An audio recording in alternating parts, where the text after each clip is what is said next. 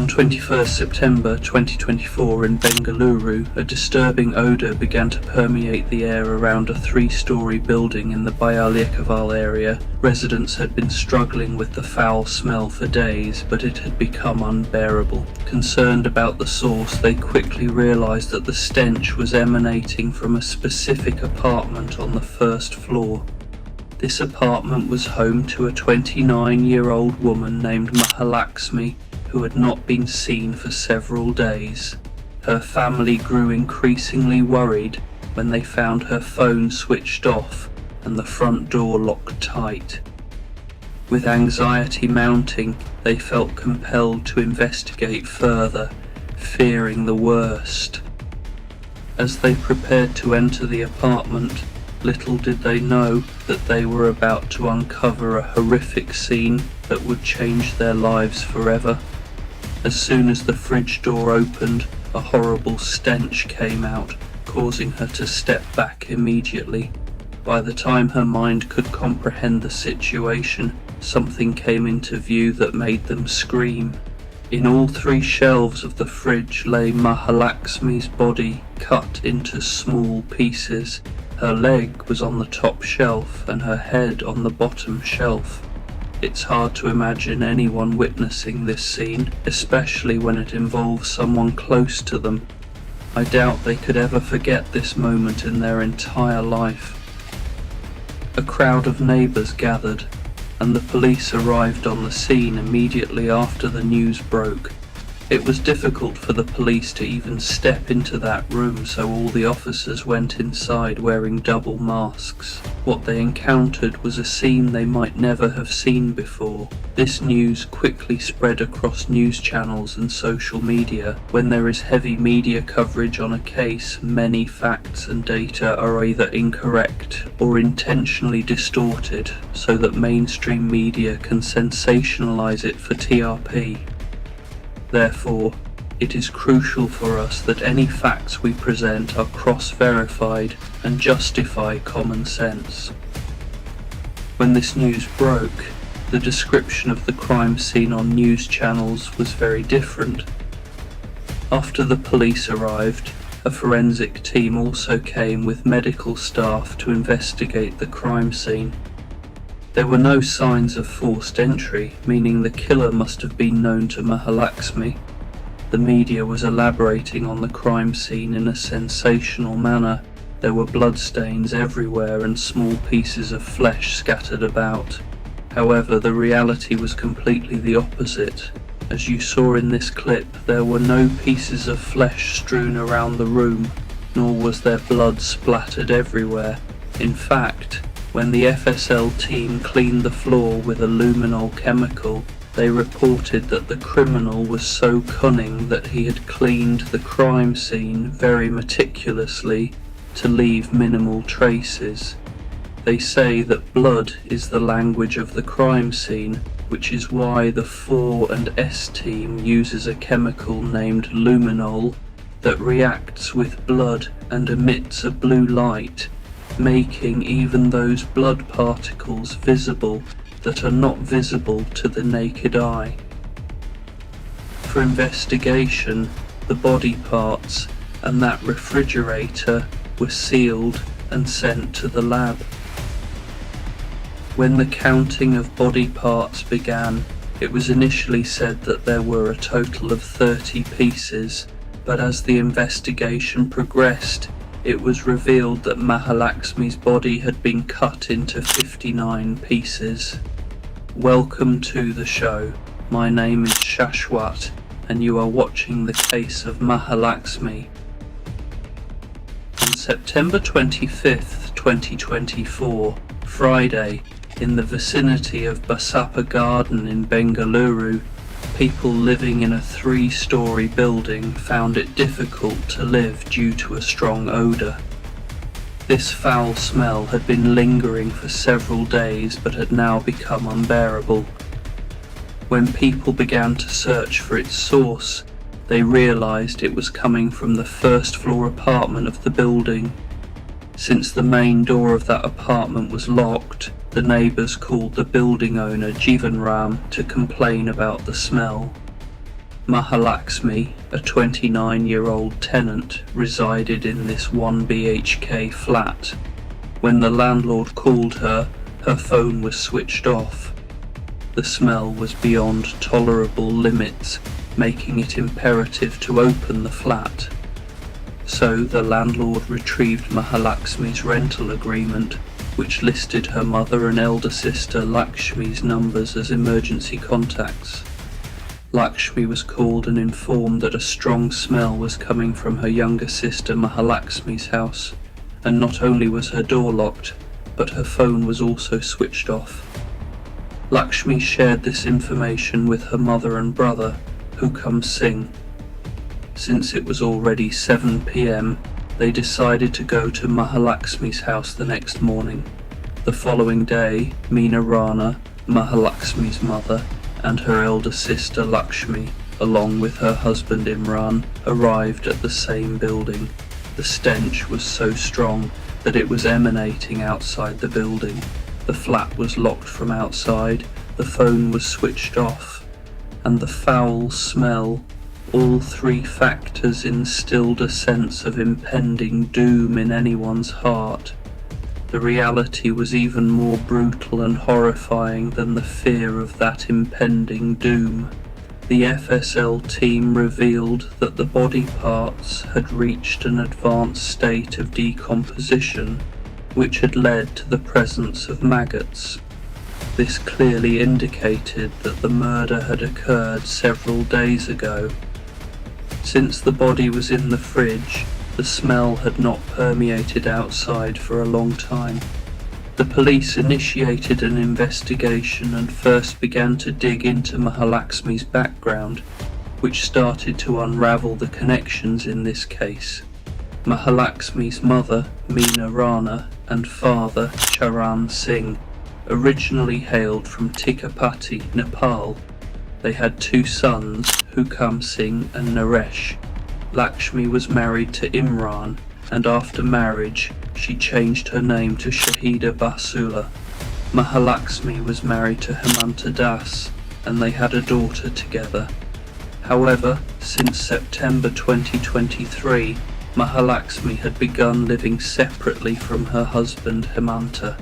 In such cases, the first suspicion usually falls on the husband, so Hemanta Das was suspect number 1 on the police's list. Hemanta owned a mobile accessories shop, while Mahalaxmi worked at a clothing outlet named Fashion Factory in Malleshwaram. Hemanta claimed that Mahalaxmi was having an affair with someone outside, and this often led to fights between them. They were not divorced, but Mahalaxmi had left him. For the first 4 months, she kept her daughter with her, but later sent her back to Hemanta, who was now taking care of their daughter. Mahalaxmi would visit her daughter every 10-15 days, and had just met her daughter at his shop about 25 to 30 days ago. After separating, Mahalaxmi lived with her mother for some time, but later moved to this 1 BHK apartment in Vyalikaval. When asked about Mahalaxmi, neighbours reported that she had shifted there about 5-6 months ago. Since she would leave for work at 9:30 a.m. and return late at around 10:30 p.m, she did not have much interaction with anyone in the neighbourhood. However, some people mentioned that they had often seen her coming and going with a boy who had also stayed at her house for a few days. This point was very significant for the police, so multiple teams were deployed to investigate the depths of Mahalaxmi's background. One team was checking call details, another team was examining all nearby CCTV footage, and a third team was investigating Hemanta.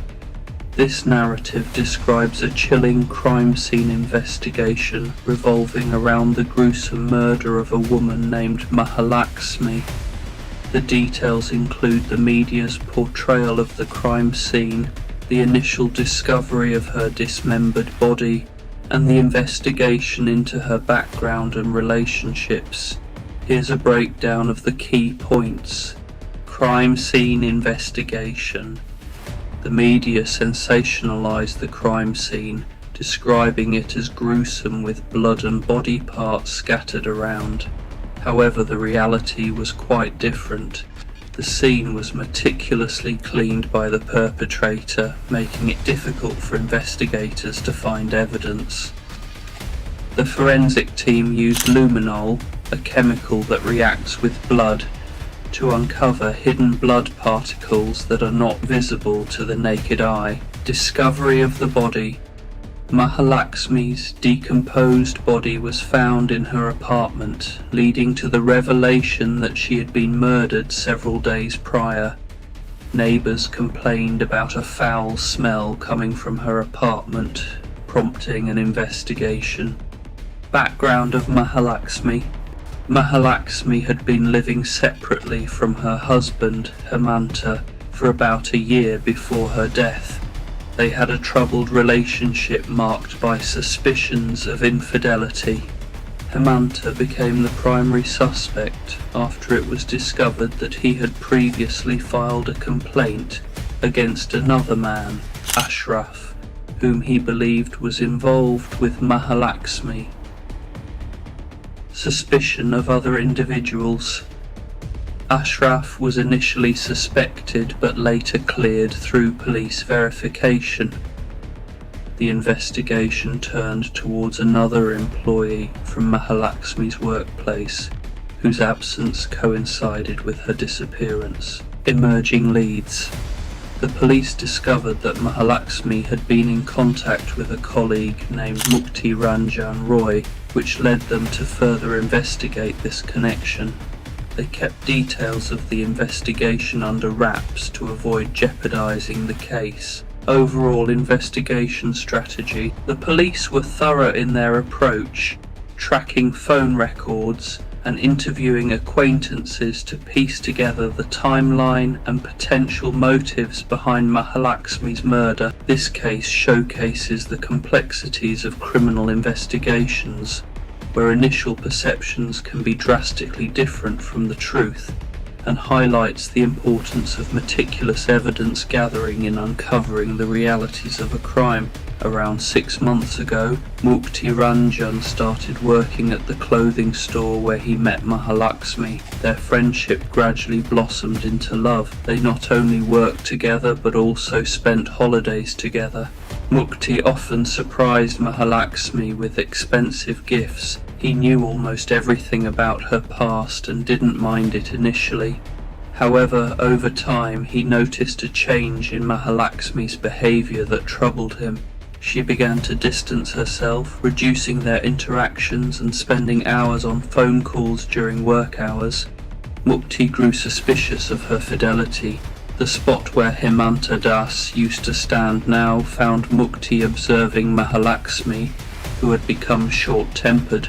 Their arguments intensified, with Mahalakshmi even resorting to physical confrontations.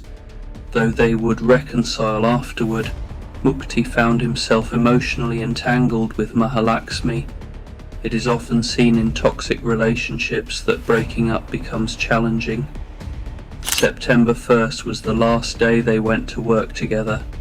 The next day Mukti called Mahalakshmi to meet her, but she refused. When Mukti insisted, Mahalakshmi filed a police complaint against him. Officers from Ashoknagar police station apprehended Mukti, beating him and stealing Rs 850 from him.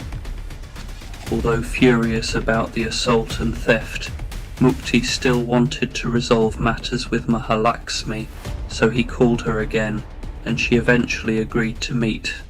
On the night of September 2nd, Mukti visited Mahalakshmi at her Valley Kaval apartment. Yet again, an argument erupted, with Mahalakshmi pressuring Mukti about marriage. She seemed to want him primarily for financial support. This disagreement escalated into a horrific incident. Mahalakshmi raised her hand against Mukti again, but this time overwhelmed by rage, he struck her on the head with a heavy object. Seeing Mahalakshmi bleeding, Mukti's anger turned to hatred, and he strangled her to death. It was late at night, and the calendar showed September 3rd. Mukti sat with Mahalaxmi's lifeless body, struggling to comprehend his actions. Knowing he had committed a crime, he brainstormed how to dispose of the body. He left the apartment the next morning, buying a sharp knife from a nearby shop. CCTV footage caught him purchasing the weapon. Mukti began dismembering Mahalaxmi's body, intending to hide the pieces in a suitcase, but fearing being caught in the busy neighborhood, he opted for a 165-litre fridge instead, believing it would mask the smell for weeks. He stuffed the body parts inside, cleaned the apartment thoroughly, and locked it up before leaving. Not a professional criminal, Mukti was plagued by guilt over the murder. He feared for his family's reputation and understood he had made an irreversible mistake. After 2 days of wandering, he called his brother Smriti Ranjan, urging him to vacate their home and leave the city. When Smriti pressed for details, Mukti promised to explain in person. Upon meeting, Mukti confessed to Smriti about how Mahalaxmi had ruined his life, detailing his financial sacrifices for her, including spending Rs 1 lakh and gifting her gold chains. Even after being robbed, Mahalaxmi had affairs with others and threatened his life when he confronted her. After revealing everything, Mukti asked Smriti to leave town, and he himself fled from Bengaluru to Berhampur, Odisha, where his brother Satya Ranjan was studying engineering. Mukti stayed briefly at Satya's hostel before moving elsewhere, struggling with overwhelming internal conflicts. Eventually he returned to Satya's hostel.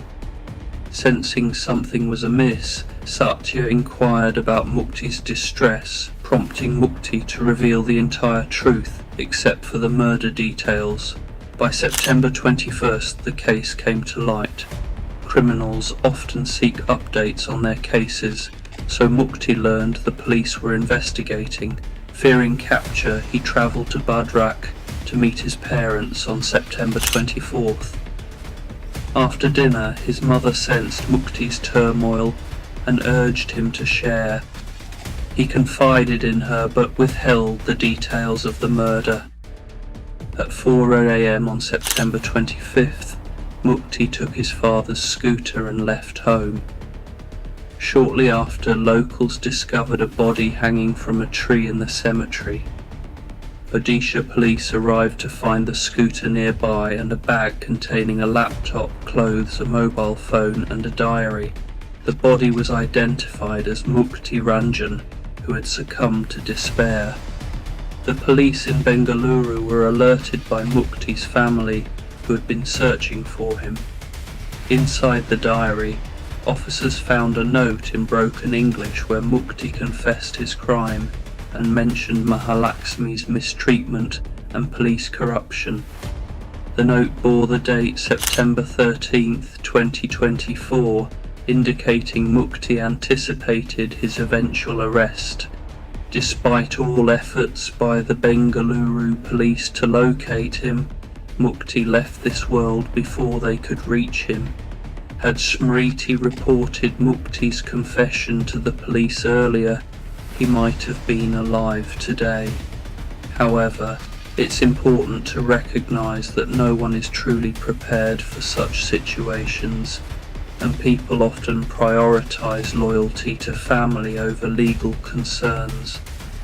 This case highlights how greed and deception can lead to devastating outcomes, claiming lives and destroying families. Take care, and we'll meet again with the next case. If you enjoy crime cases in audio format,